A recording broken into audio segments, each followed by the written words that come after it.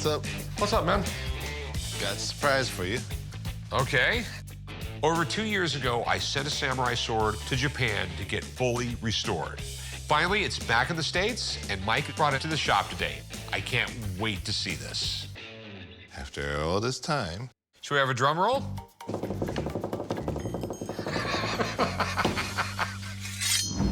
Today, I've got Rick's personal sword. This sword was made in the early 1600s. During that time, there was a lot of one-on-one duels, so the blade has a different kind of shape, made to cut very clean and very fast. Here it is. There we go. Ooh-wee, that thing looks sweet. Oh, that's nice. No chips in it, nothing. Came out perfect, no flaws. It took a little while because I had the best of the best work on it for you in Japan. It does look pretty amazing. The blade itself was made right around 1500, right? You know, before it was polished, it gets a little hard to tell, but after it's polished, we can see the detail more clearly. Okay. Early 1600s is where we agreed after the polish. Okay. And we got all new hardware on it? Yes, we changed the casing to a new one here. And this is actually done with real Japanese urushi lacquer made out of poison sumac. And we did a special handle wrap the old traditional way, and we did early 1600 fittings. So we gave it a nice new look, the old traditional way. But now, since it's all polished and everything, you're gonna have to have somebody take care of it. Okay. They used to do this in samurai movies after battle. This is called uchiko. This is the final powdered form of polishing stone. Little dab, dab, dab. Basically what it does is it takes off fingerprints, old oil, dirt, and dust. What did we actually pay for that thing? I think I paid like $6,000 for it like 10 or 11 years ago. How much was the restoration? Including the parts, give or take about 10,000. So what's it worth? Well, since it's all in perfect condition now with all new different set of fittings, I'd say you're looking at the sword's value in around the 35 to 40,000 territory. Okay. So I'm at 16,000, it's worth 35 to 40,000. I think I did all right. But it's not for sale, I'm just putting it in the case, so. What do you mean it's not for sale? Not for sale, pretty self-explanatory. I have $16,000 worth of merchandise. It's for sale. No, it's absolutely amazing. Thanks a lot, I appreciate it. Congratulations. Do not screw my sword up. Just gonna put it on display, all right? Hey, what's up, man? How are you doing, buddy? Good. Hey, Dana, how you been? Good. How you doing? Just imagining what it would be like to play with this knife Rick won't let me touch. That's why I'm here. I'm building this weapons room in my house, and what I'm really looking for today is a sword. Show me something good. Yeah, I'm pulling a few down. This one's from the Civil War, right? Yeah. Okay. What else you got? That's cool looking. This one's the most comfortable out of all of them. Do you have any samurai swords in your collection? I have some swords, but no real ones. You know what? We have a samurai sword over here, and we can trace it all the way back to the samurai family. That's perfect. Yeah? Show me that one. All right. What sword are you talking about? The one your dad said don't sell. Now I really want it. It's just right over here at this case. There you go. We had it restored in Japan. That's ridiculous. That's beautiful, man. This sword is from the 1600s. It looks like it was made just yesterday. Right. The word samurai means to serve, because you were there to protect and to serve the emperor. It was one of the highest honors. You didn't get more respect than walking through the streets coming from a samurai family. Keeps getting cooler and cooler. I like it. It was passed down to generation, and if you take this off on the handle down here, there's some writing that traces this blade back to the exact family. He's putting on the hard sell here. I was sold already. So when a guy says sold, chum, you typically give him a price. I know, but I wanted to give him a little history before I just drop a price on him. Because something like this is $40,000. Is that the price? That's the price, $40,000, and they are very hard to come by. Right. I'll give you 28,000. Man. I started a little high, so I had room to negotiate, but I think 35 is about where I'm sitting. I'll go 30. Don't look at me, man. This is your big deal. 30,000, huh? I'll tell you what. I'll take this for 30,000, and I'll buy every one of those swords that you showed me over there, too. So another 30,000 for the other swords. It's all on you, buddy. You know what? That's a deal I can't refuse. All right, it's gonna take me a little while to package everything up, so Okay. Can you come back in a little while? Done. See you later. All right, man. All right, brother. All right, that's how you do business, Corey. I'm getting a bonus. Yeah, that's how you make commission, Corey. Yeah, You didn't even want me to sell that. I did make a good deal. you got lucky. I was born lucky. I didn't get lucky. What's up? Why is my sword out here? You know you're not allowed to play with it. First off, that is no longer your sword. I sold it. What do you mean you sold my sword? Rick, first off, we got to get over this ownership thing. It's not yours anymore. It was bought by the store. It was paid to be refurbished by the store. The store sold the sword for $30,000, plus an additional $30,000 worth of stuff. Is the customer still here? Yeah, why don't you go tell him you can't buy it? I will. See if you can kick his ass for it. Hey, Rick, bring me my commission back. He gonna get his butt whooped. Hey, Dana, how's it What's up, going, buddy? man? Good, how you doing? So I'm assuming you're the one who bought my sword. I did. Okay. The fact that you didn't want to sell it made me want it more. Well, you've already paid me, so... If there's one person I'm not going to argue with over this sword, it's Dana White. You mad at Chumley? Yeah, it took me 2 years for that sword in Japan to get it back. It's beautiful. It's awesome. So I have another sword I just bought. You want to see that one? Yeah. Now, this one's pretty amazing. I mean, it's not as old as the other sword, but this one belonged to a Japanese lord. And I was going to ship it off to Japan. So if you want to take it to Japan and wait 2 years to get it back, you can. It'll probably be between 6 and 10 grand to get it fixed. Right. I actually like it like this, beat up and old. How much? That one I'll take 10 grand for. It literally belonged to a lord in the Japanese Civil War. It's sort of their version of like General Grant's sword. Got it. Well, I just bought half the swords in the place. Yeah. Will you give it to me for 8? Can we do 9?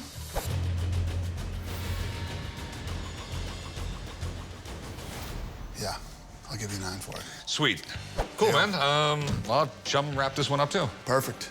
I love the whole Japanese samurai tradition and the story, and it's a beautiful sword, so I couldn't refuse it, so I took that one too. Hey, how's it going? Going great. What do we have here? I brought you in my samurai sword today. Okay. Did you get this off a samurai? Not off a samurai. It's been in my office for about 10 years, and I haven't pulled it out too much. Why would you pull it out? I mean, home defense? I'm looking to sell my really cool samurai sword today. So I don't know a whole lot about the sword. There's a lot of mystery to it. I got this sword as a gift from a client about 10 years ago. The sword has about a 3-foot long, really sharp blade. It's got a really cool handle. I'm hoping to get $7,000 for my sword today. Yeah, I mean, I've had tons of samurai swords in the shop over the years, and they've always sort of fascinated me. Just every part of the world, I mean, constantly their swords are changing. But the Japanese came up with this design and stuck with it for like 1,000 years. They had a process for making the edge really sharp and with really, really strong steel. Right behind the edge, it was softer steel, so when you hit something, it would keep an edge, but it wouldn't chip and break. You just go on and on and on about how cool samurai swords are. Now this one, all right, kind of odd. I mean, the blade looks really old. The scabbard right here looks brand new. And the handle looks not as old as this. So I just don't know enough about it. I mean, this is literally a science in itself. So how much you looking good for it? $7,000. Okay. It could be worth that, or it could be worth more, or it could be worth less. But I do have a guy who will know. So do you mind waiting? Not at all. All right, I will be right back. I welcome an expert to come and look at it because I'm really interested in finding out more information about the sword. Well, I have another one for you. And what do you think it is? It's a sword. Okay, we're getting better after all these years. This looks brand new, Yeah. and the handle looks 20th century, maybe? Yeah, I would say so. The blade itself, though, I have no clue. So I called you. All we can do is take a look and take it from there, right? Be interesting to see what's on the tang, you know? Do you mind if he takes it apart? Not at all. Have a look-see.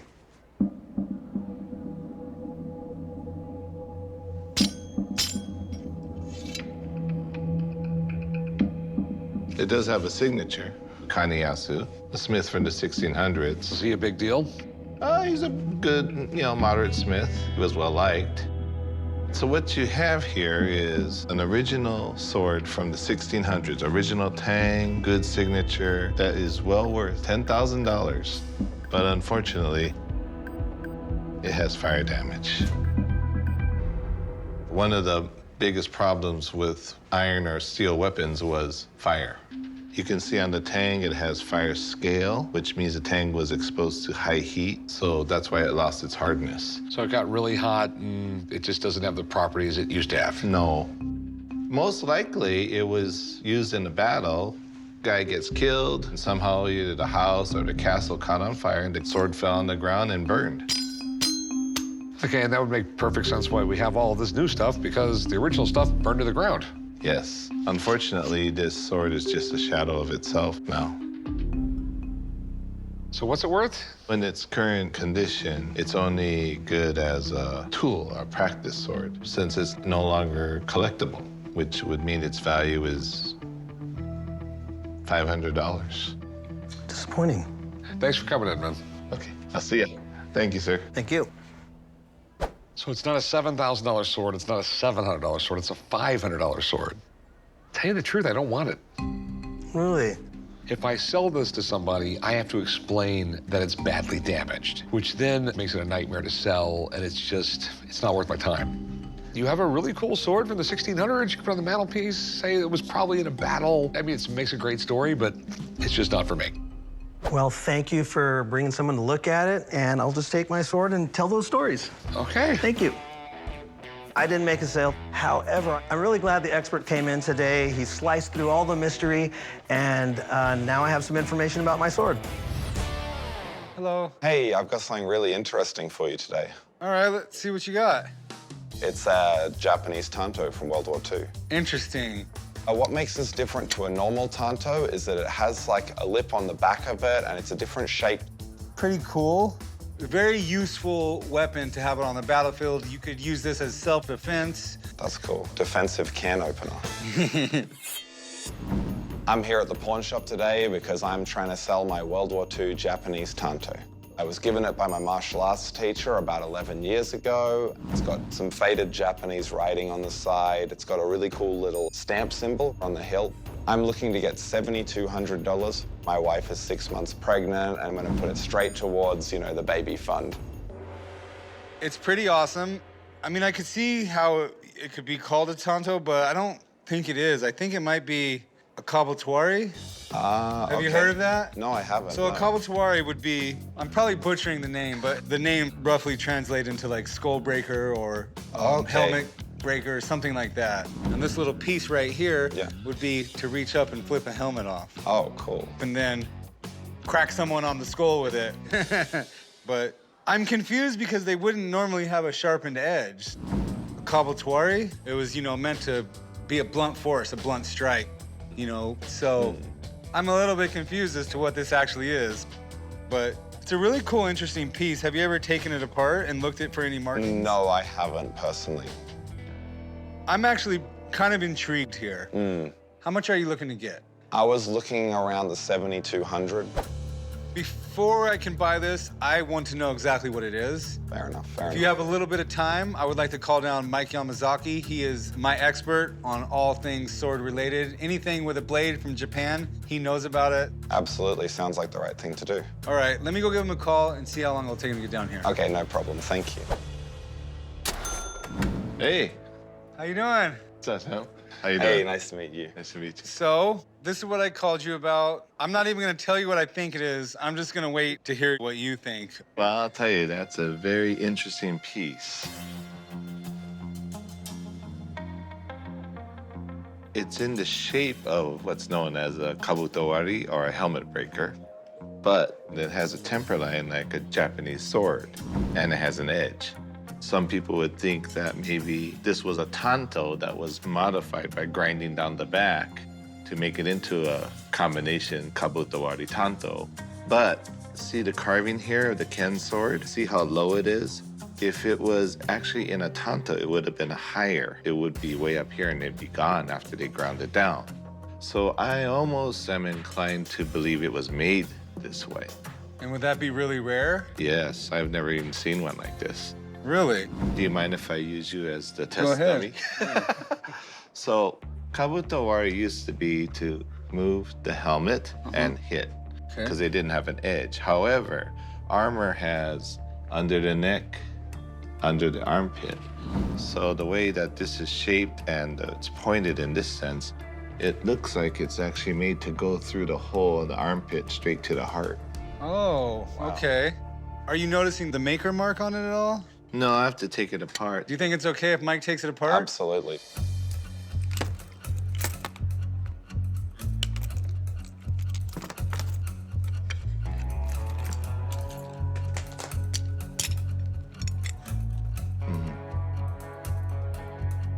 This is quite interesting. There's no maker name, but it's got some age to it. Probably from around the late early 1800s. This is quite something special. How special is it in dollar terms? Well, I've seen some very high-end Kabutowari, right? This would be a solid $5,000 piece. All right, I appreciate you, Mike. Thank you. No problem. Thanks so much. Take I care. appreciate it. So after hearing everything Mike had to say, what are you thinking? I mean, he's saying 5. I would need more than that. All right, well, we're not gonna come to a deal today because I'm gonna offer you much less than that, you know? Yeah, I see that. But to be honest, just learning all the history of it makes it hard to sell it when you know how unique it is. You know what, I don't blame you. If I could have bought this, I would have probably tried to get it for my own collection. Of course, thank you so much. My I appreciate pleasure. it. How are you? Pretty good. How can I help you today? I have got a World War II Japanese officer's sword. You mind if I take it out? No, go ahead. What makes you believe this is from World War II? Well, my dad was a captain in the Army. He brought this back when he came back from Japan. So your dad took this as basically a war prize? Yes. I'm at the pawn shop today to sell my Japanese officer's sword from World War II. I think the sword is really unique because of the tassel on it and the family crest that's on it, and is in very good condition. This sword has got some sentimental value, simply because it has been in the family for so long. So I'm really wanting to find out more about it. I'm hoping to get $2,000 for my Japanese sword today. It is really cool. Right around 1945, Japan had surrendered, and they were instructed to give up all their weapons. So the weapons in Japan were fully confiscated, and these guys had to even give up their personal family swords, which was very, very hard to do. A lot of swords in Japan had a tremendous amount of traditional value and family value to them, and some of those swords were in families for hundreds and hundreds of years. So what do you know about this sword? Well, my dad, he told me that when they were asked to surrender, they had dug a huge hole. They just started throwing the guns and knives and everything into this huge hole that they had dug. You know, the soldiers that were around, they started grabbing them. And then, of course, he put them in a duffel bag and brought them home. And that's what happened to a lot of these swords. They were taken as war prizes. Okay, let me take a look here. This is pretty cool. Just looking at the blade, I don't really see any nicks or anything. It's in what seems to me to be pretty good condition. Looks like there's a family mark on there, so maybe that can paint a better picture of where the sword's from, the time period it was actually made, and if it truly did come from Japan. What are you looking to do with it? Sell it.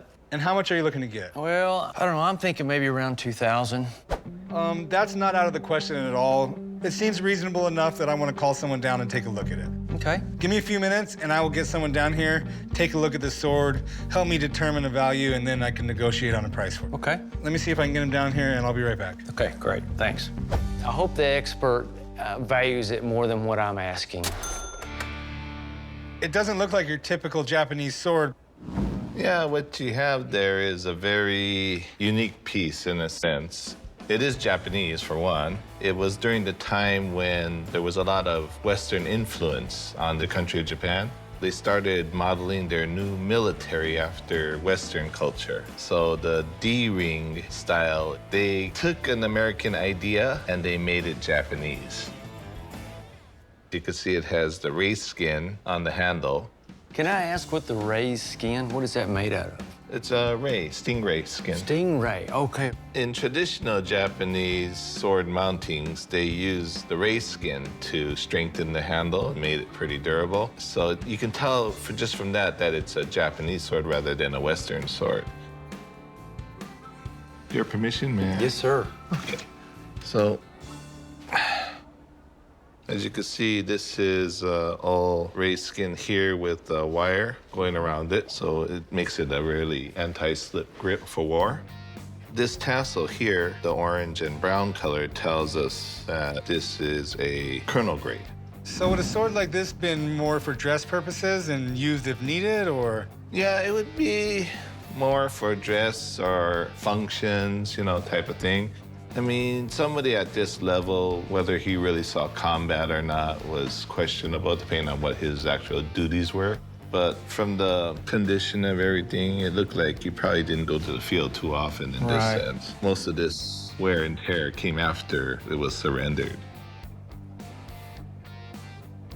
So what kind of price would you value this sword at? Well, with the fact that it has a real colonel grade tassel, which is $100 by itself, I would say $600 is about the right price. Okay. All right, thank you, Mike. All right, anytime. Maybe next time we'll swing some swords after we're done. Yeah, that'd be fun. See you later. See ya. Take care. Thank you. Bye. Well, not the $2,000 you're looking for. It still does have some value. If you do want to sell it, I would love to buy it at $400. Okay. And that's your top price? It's leaving me $200 room, Yeah. It's pretty fair. I probably would have offered you about $200, $250 without this, but I just think this is so cool, I'm willing to pay the full $100 for it just because it helps me sell it. Okay. I think that sounds good. All right, meet me over here at the counter and we'll get you paid. Okay. Thank you. Thank you. My asking price got slashed, but I'm glad we cut a deal, so now I can take my wife out and we can have a nice dinner. Hey, can I help you? Hey, how you doing, sir? Pretty good. All right, all right. What do you got here? Man, I got a couple swords, 3 swords and a katana. Trying to get rid of them. I just can't put them on the mantle no more. They just laying around. Yeah, I don't know if you have a wife or a girlfriend, but I'm sure she doesn't want to look at this up on the mantle all day. Absolutely. I'm at the pawn shop because I want to sell these samurai swords I have today. I had them for 20 years. They kind of raggedy a little bit, but the blades are really sharp. They collecting dust. Where'd you get them? It was my ex-father-in-law. He said he was over in Japan. He picked them up, and he gave them to me as a gift. So I'm thinking they might be worth something now. Right after World War II, the United States, they were helping to rebuild Japan. And during that time period, they confiscated a lot of stuff like this. And then they would put these tags on them in hopes that they would be returned later. But instead of returning them, a lot of soldiers decided, you know what? I would like to take this home as a keepsake. These could have been in someone's family for, 100+ years. It's hard to tell because usually the mark will be underneath the handle. That's not something that I'm qualified to do, is take the handle off and look at the mark, because I wouldn't want to ruin this, Right. A good thing I do see is it seems to be the right sheath, Mm-hmm. It butts up right against there nice and it fits really snug. Gotcha. A lot of times what you'll see is these will become so old that the sheath will break down completely and someone will find just a makeshift sheath to put the blade in, and it won't fit like that. As you can see, it's cracked all the way down. It's peeling, and the same with this one. Even though they're in really bad condition, it is cool to have the original sheath, What are you looking to do with them? Well, I'm about to enter a barbecue competition. Entry fee is kind of high, and then I need to buy my product. Well, I'll let you barbecue at my house for free anytime. Anytime? I'm thinking Rick might want me to call in an expert before possibly buying these swords, but this man has a barbecue competition to get to. I ain't one to stand between a man and his grill. And like a samurai, I must act swiftly before this guy walks out the door. How about 6,000? I don't doubt that they're worth close to that value. Samurai swords are highly collectible, but my problem is I gotta resell them and I gotta make a little profit too. If you wanna sell them today, right now, I can do 34. 4,000. Out the door. Let's split the difference. I'll go 37. 38.50. You know, I'd hate to see him walk for $150. I think I'll take a chance with these. I can do the 38.50. Hopefully my boss doesn't cut my head off. I hope not with these swords. 38.50, I'm gonna buy some briskets, pork, and some ribs and some chicken, and I'm gonna slice up this competition. I don't know if you're gonna be okay on this one, dude. Dude, I'm gonna be fine, Corey. I paid under $5 grand for these. I mean, I was in the building. I was just in my office. What do you know about swords? I know that I don't know enough to buy them without calling somebody. You just bought those? Yes, I did. Didn't call anybody and spent over $3,800 on swords. Really? I'm gonna call Mike and get him down here to take a look at these. This is a catwalk, Rick. Trust me. It's a cakewalk, is No, what it's you're... a catwalk because cats walk so easy, and when they fall, they land on their feet, just like me. If you fall, you're not gonna land on your feet. If I'm walking like a cat, I will. What is wrong with you? You better not have screwed up, all right? Hey, just the man I'm waiting to see. Why don't you shed some light on these for old Ricky over here? Rick, you don't look very happy. Yeah, apparently I don't need you anymore because Chum knows everything there is to know about swords now. Well, I told you to call me if you ever needed some help. It was basically make a deal on these swords and get them now or don't get them. The guy was in a hurry. He had to get off to a barbecue. So, can you tell me about these things? Or should I ask you? Want me to look? Yeah, check them out. I'm gonna take the handle off so we can see if it's signed or not. Okay. Yeah, this one is very tight, so it obviously hasn't been off for a long, long time, which is a good sign. And it has a signature. So generally, when you're looking at swords to buy, you always want to check the tang to see if it's signed, to see if anybody famous made the sword. This title with this type of file marks belongs to a swordsmith known as Naganobu. It's good news so far. It is good news because he's actually well known and he's very famous. Okay, so the blade is in good condition. There's no flaws. It has one small nick. So this is actually a very decent sword. So is it considered a sword being that short, or is it a knife? Generally, it's called a dagger. It's Okay. Tanto. It qualifies as a dagger, but it's still a sword in a sense. So we'll move on to the next piece. Kind of excited to see what you have to say about this one. So believe it or not, the entire sword is held together by this one bamboo peg, all through battle. I remember you had taught me that last time you came here. Let's see if there's any markings on this one.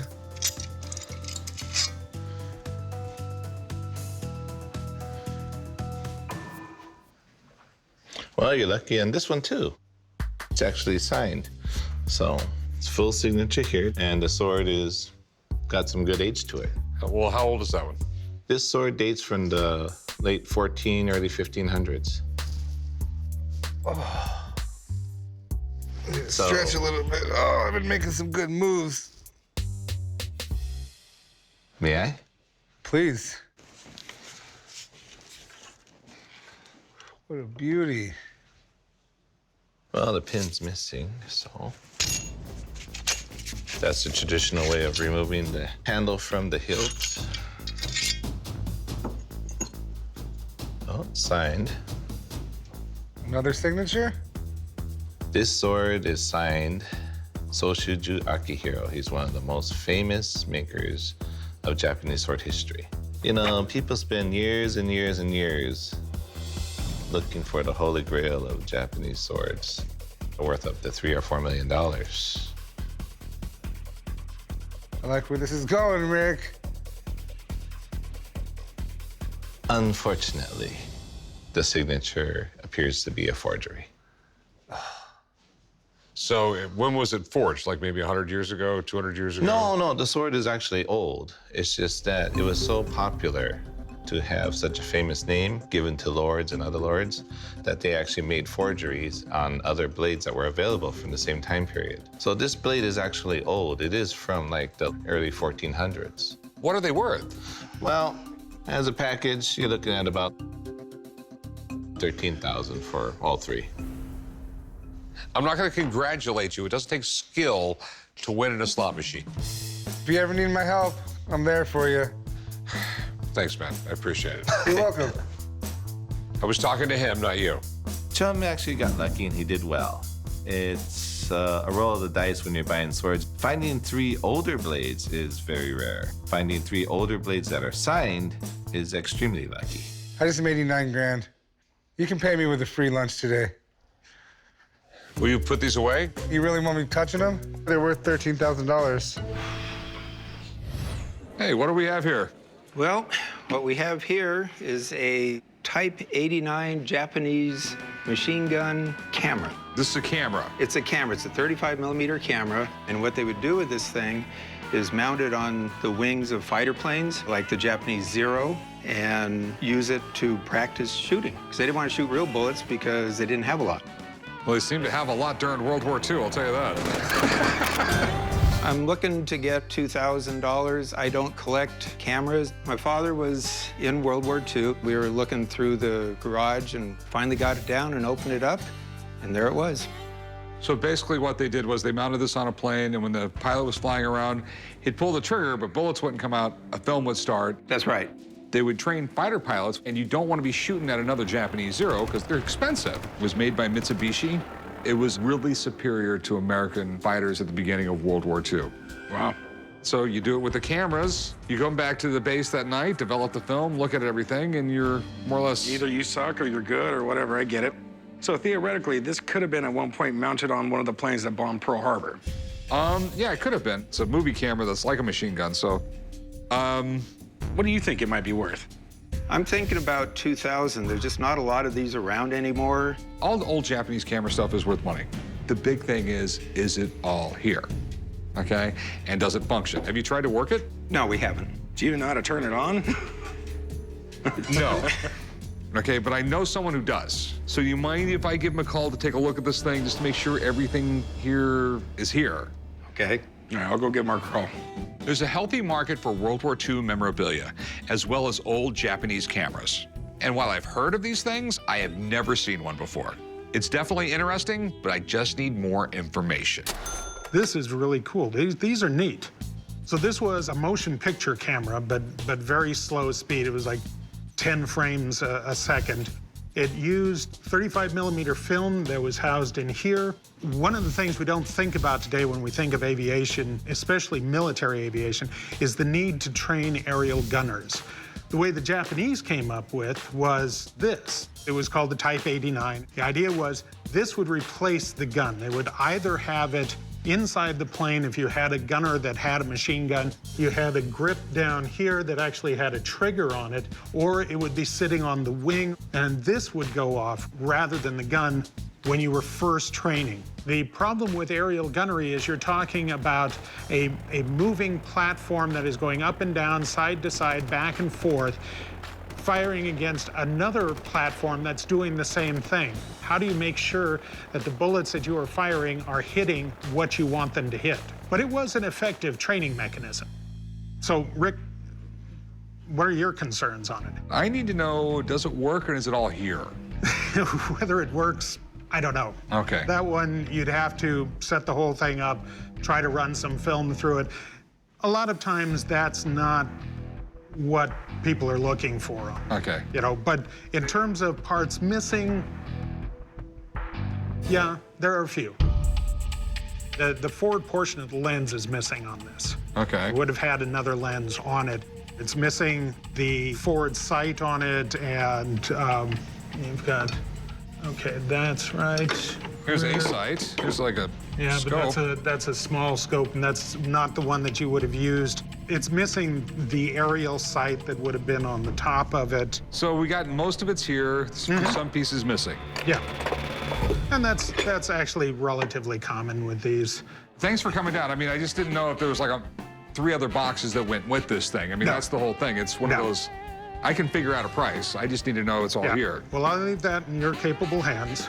The majority of the camera was there. Wasn't a lot of parts missing, but there were a few. It was a good example of this particular technology. Where did you get your price? Did you get it off the internet? The ones I've seen on the internet, and it's only one, was $3,500. I think $2,000 is a fair price for me and a fair price for you. My problem is there's parts missing. And what you see is what people are asking for on the internet is not what they're getting on the internet. It's just stuff that sits around on a website for years and years and years, and whether it sells or not, a lot of these people just don't care. I'm thinking more like $750. That's awfully low. About 15. I mean, you're not going to see these too often, if ever. Yeah, I'll give you that, but the thing is, I'm not going to see the buyers for these things too often either. I'm just not feeling it, Pops. It's up to you. I'll tell you what, I'll give you $1,000. I won't give you a penny more. That's like my final offer. And that's it, just $1,000. $1,000, that is it. That's as much as I'm willing to risk. Since I'm not trying to learn how to shoot down planes, $1,000 it is. Okay, cool. I would have liked to gotten a little more, but if they're convinced that there are parts missing, there's not a whole lot I can do about that. So $1,000 is acceptable, not too bad. Hey, how's it going? Hey, pretty good. James, my name, and Sword is that type of game we're looking at today. Okay. I'm coming to the pawn shop today to see if I can sell my samurai sword. I paid $800 for it. I've got my use out of it. I'm hoping to get about 6. That would be nice. So, do you know what you got here? An old military samurai sword. Picked it up at auction. Okay. This is an NCO sword, non-commissioned officer. Yeah, I was a non-commissioned officer in the Navy. Swords are such an important part of Japanese culture that as recently as World War II, they were still carrying them into battle. The U.S. Army actually had to teach GIs how to defend themselves against a sword in hand-to-hand combat. It wasn't uncommon for a Japanese officer to carry around a 500-year-old sword on his side. The thinking was they had never lost a war, they weren't going to lose this one. And this is the scabbard that came with the sword. That's a good thing, it makes it worth a little bit more money. But it's not a samurai sword. Normally on a real samurai sword, that would be eel skin down there. And this would be wrapped in silk. But you can see that it's all just one piece aluminum. When the Japanese army was disarmed at the end of World War II, a lot of their weapons were destroyed. So these are actually valuable. Not samurai sword valuable, but collectors seek them out. It's got some dings in it, Rick. Okay. One of the problems with these things is GIs brought these home from the war. And inevitably, what would happen is some kids would get a hold of it. Next thing you know, they're in the backyard sword fighting with Exactly. it. That's how you end up getting like that chip right there. It's not pristine, but it's in really good shape. The blade isn't all rusted up. It hasn't been resharpened. It's good. So what do you want to do with it? I'd like to sell it. And how much did you want for it? I was hoping about $800. $800 is not going to happen. I mean, I will get $600 out of this thing, tops. So I'm thinking more in the neighborhood of $400. $400. $400. That's a little lower than what I thought. How does 5 sound? Sounds better at 3. I'll tell you what, I'll meet you in the middle at $450. All right. Okay, $450. Yeah, I'm somewhat disappointed at the offer, but and the market conditions the way they are, it is what it is.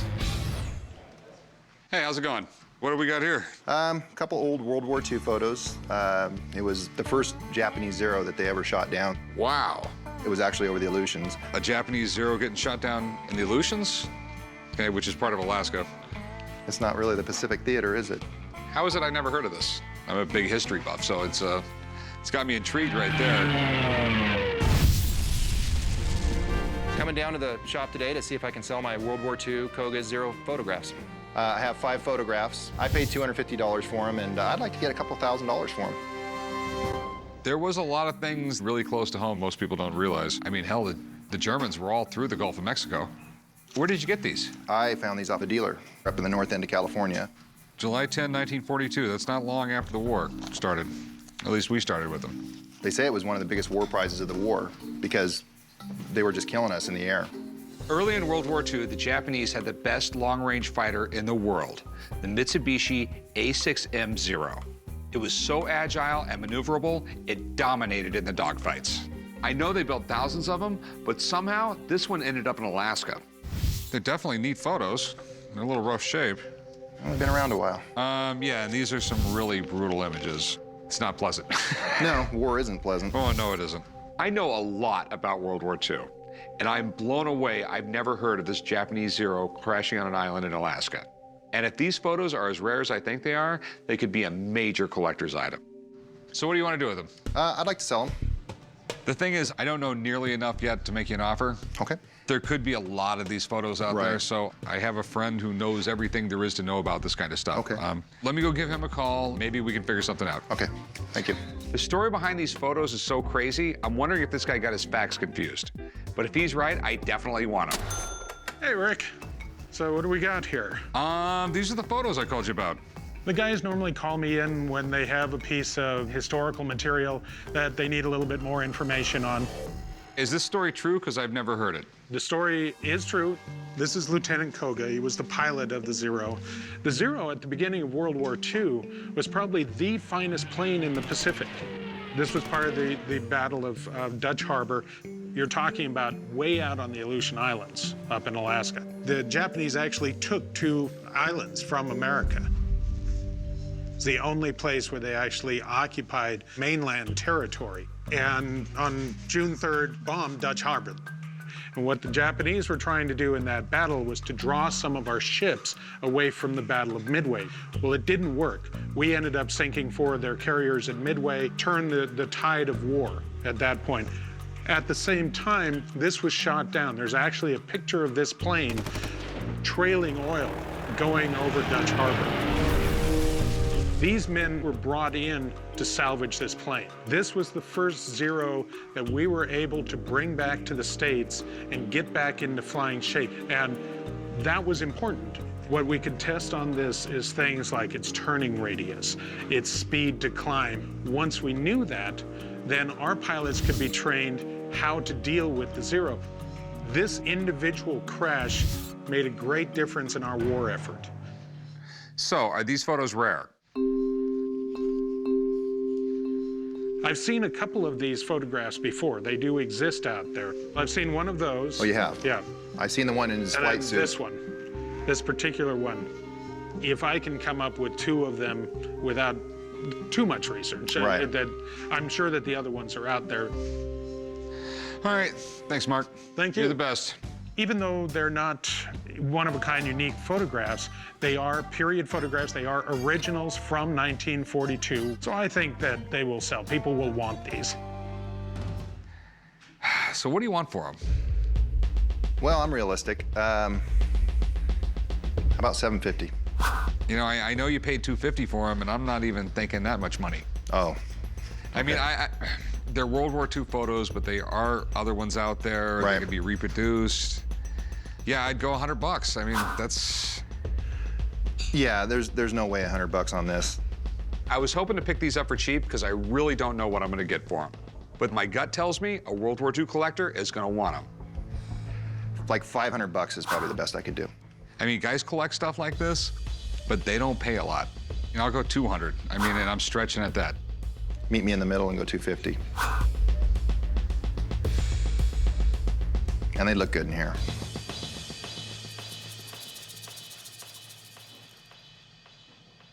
All right, 250. All right. All right, let's go write them up. Okay. I settled on 250. It's not what I wanted to get for them, but sometimes you just got to cut your losses, and breaking even's not always the worst thing in the world. What's up, my man? I have some vintage Japanese arcade games for sale. How big are they? Too big. You want to bring them in the back? Sounds good. All right, meet you over there. All right. Japanese arcade games were the back in the day, and they're easy to sell. So we're always looking for video game collectibles. I used to get my name at least on the top 5. That way it was like chum, chum, chum, chum. Like a chick magnet. Girls would go right after you. That's why I get all of them these days.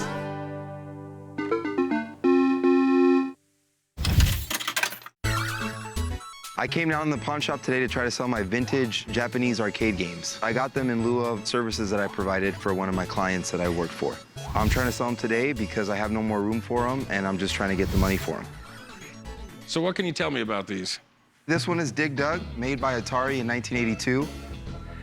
This one's WWII Kung Fu, made in 1985, which started the legacy of Street Fighter and so on. This one, Super Dodgeball, is from Technos. I mean, these things were great, man. Back in the day, I mean, they would put these almost anywhere. Pizza parlors, bars. Just keep collecting in the coins and keep the people addicted.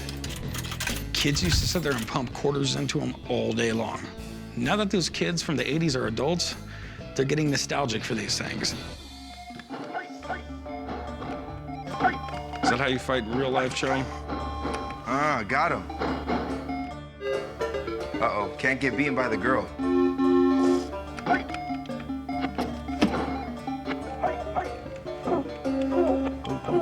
Girl's kicking your ass, Chum.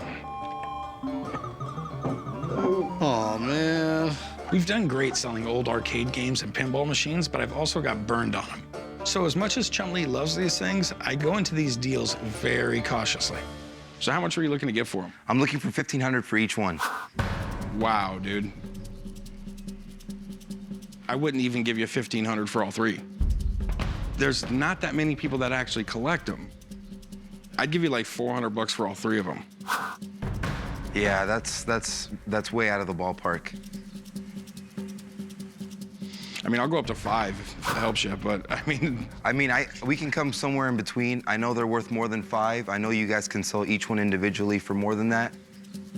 $600 for the 3 is the best I'm gonna do, man. It really is. I honestly think I might be able to get $500 a piece for them, and it's gonna take me a year to do it. Sure. Let's do 1,000. Can't do it. All 3, 1,000. Can't do it. $750. 600. I want to be fair with you. You guys are being fair with me. Let's do 700 and we got a deal. 500. He's coming down. 600. 600, all right, we'll do it. All right, man. I settled on 600. It's a little frustrating. I definitely am not going to take payment in the form of video games ever again. Chumlee, get away from me. Yeah, that right there, that's how you do it. You gotta be quicker than that, Chumlee. Just leave it alone, Chumlee. And this is mine. I'm taking it. Man, just dip your chip into this and get out of here. All right. How you doing? Good, how are you today? Pretty good. What do you have here? I brought something interesting for you to look at today. Wow, this is pretty cool. It looks like a Tanto, which is basically a Japanese sword, but it's not a sword because the Tanto is much shorter. A lot of times they would battle on horse, and, you know, if you were able to knock someone off the horse, you would jump off, you know, pull up their helmet and slice their neck, because it would be much easier than pulling out your long sword and stabbing them. I have a Japanese wooden sheath that I'm trying to sell today. This sheath has a few marks, but overall it looks like it's in good condition. I'm hoping to get about $500. This is a very useful tool in war. It's weird because it's not sharp at all. Look, that's interesting. Oh, there we go. It's a little sharp, I guess. It's just dull. Where did you get it at? I got it in a garage sale. Thought it'd be interesting for my husband's office, and then I spoke to the older gentleman and found out that he was in the Air Force at one time, and my husband was as well. That's pretty cool. I think you got a really good find right here. Things like this would have been brought over from Japan after the war. It seems like it's in good condition, you know. Do you know how old this is? I do not. Yeah, I don't either. It's literally, these have been around 1,000 years. This could be a couple hundred years old. It could be 1,000 years old. Wow. I don't know. Do you know how much you're looking to get for it? I was thinking about $500. Okay. Unfortunately, this doesn't seem to come off too easy. This handle should come off, and there should hopefully be some markings on the blade, which would tell us a lot more about the story of this and maybe where it was from and possibly even who could have maybe owned it. But I'm not really qualified to take that off, even though I do know there should be something under there, because I don't want to break it, and if it is 500 years old, I'd hate to be the one to damage it. Could I get my guy Mike down here to come take a look at this? He specializes in all types of swords, and this would be right up his alley. If you have a few minutes, I can give him a call, see if he can come take a look. He'll let us know if this thing is worth $500 or $5,000. Yeah, I appreciate that. All right, give me just a minute, all right? Thank you. Oh. What do you think? I haven't seen one of those for a long time. Truth is, I know very little about it, so I called you down here because I just wanted you to look at it and see what you know about it. Do you have any idea what this really is? It's a Tanto, right? Not really. Okay. If you notice, on Tanto, the edge would be on this side and would have a point, right? I thought it looked a little different. What you have here is a very unusual piece. It has its own classification, actually, not as a Tanto or a wakizashi, but this is called a Hanakatana. There was another type of art that the samurai used to create peace and tranquility in their life, and that was flower arrangement called ikebana. And this is called a Hanakatana, which is used for cutting the stems of the flowers for arrangement. That's not a war knife? No, not for war. I thought that was a Tanto. So this is more for peace That than sounds for a war. little more appealing to me. But what I did notice, see, the pin is in here, and usually we could take it out to see if it's signed by the maker. Unfortunately, sometimes when people saw that something was loose or falling apart, in America, the favorite tool is glue. No. That's the enemy of all swords. So we might possibly damage the item by removing the pin because it's glued in. So as is, what could I sell this for here in the store? You could sell it for anywhere from $15,000 to $2,000 if we don't do anything to it. Okay. Yeah. But is it possible to restore and get more money for it?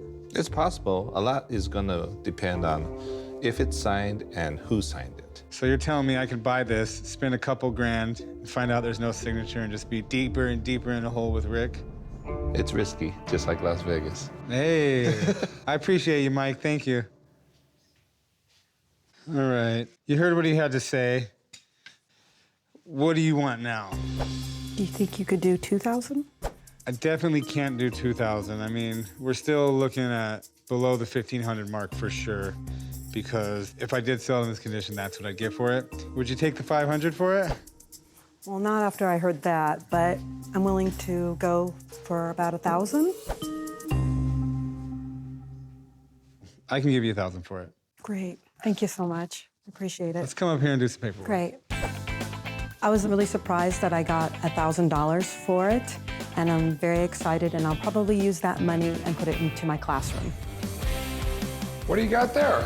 Oh, I got a folding bike, a World War II Japanese folding bike. Okay, you got my interest. Where'd you get it? Well, I got it from a private collector. Okay, the road puppy. Pretty cute. I'm coming into the pawn shop today to sell my World War II paratrooper bike. What I like about the bike is that it folds into a small, compact, easy-to-carry piece. The bike's seen some better days, but it's in original condition, and I'm hoping to sell it for $600. This is really neat. Folding bikes have been around since at least the 1890s. Just about every military had them, starting around 1900. During World War II, paratroopers brought folding bicycles with them because they were easy to transport. You could literally pull them out of a bag or a box. They're together in 3 minutes. And it's the difference between doing maybe 15 or 20 miles a day on foot or doing 50 miles a day on a bicycle. And you think this is World War II? I believe it's World War II from 1941. Just so you know, definitely not a military model. You can just look at something like this and you'll know the reason why. You have chrome wheels. Okay, yeah. Okay? Chrome wheels are just a no-no on anything military. You know, you want it dull as possible. You don't want to reflect anything to attract you to an enemy sniper. Yeah. The Japanese might have had a similar model that they used with their military, but just don't see like a really gruff soldier going, I'm gonna go get on my road puppy. Yeah. But this probably was made for the consumer. We know how crazy the Japanese have always been about quality. Yeah. This is the kind of stuff they were putting out from the early 50s, you know? Right. Sort of rough and everything like that, but they were rebuilding a country that was completely bombed out. And they were trying to come up with consumer products that could export to the American market. Yeah. And the reason why we know it's the American market is because the tag said English. So, what do you want for it? Well, I want to get 600. Not gonna happen. I think it's super cool. This stuff is collectible, but needs a nice little restoration on it. I'll give you 150 bucks for it. That's not gonna happen. 550? I'll give you 175 bucks. It's not military. It falls into a very weird category. Yeah. It's not the right brand. If this said Schwinn on the front of it, it was from like 1950, I would be getting very excited, but it doesn't. Doesn't. Yeah, I can't go that low. Can we do 350? Nope. 175 would be tops. Can't do a 200? Nope. You wouldn't? No. You know what? Since it's going to a good home, let's do 175. All right, sweet, man. I'll meet you right over there, and we'll do some paperwork, get you paid. Thank you. I settled on 175, and I wasn't too happy with that, but I'm gonna take my money and go buy a real bike.